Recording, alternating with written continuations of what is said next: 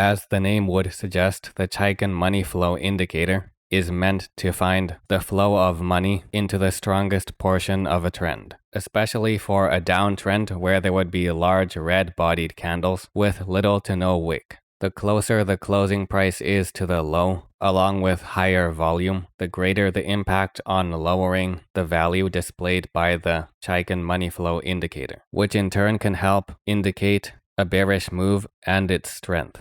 Indecisive doji-type candles and reversal candles that don't lead to a reversal, along with low volume, are usually associated with less directional movement, and the Chaikin Money Flow Indicator will usually begin to flatten upon the appearance of these conditions to help indicate indecision in the market.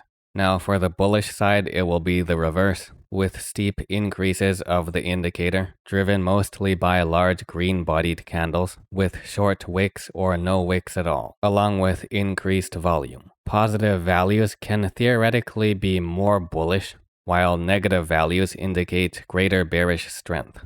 However, it's still possible to have this indicator increasing in value to indicate bullish strength when values are under zero. Positive values are more of a secondary feature to confirm the development of a more sustainable uptrend, which is usually relatively large in scale. But as we'll see later on, crossing into positive and negative values can indicate various conditions depending on how close the indicator is to zero and how long it does or doesn't stay near zero.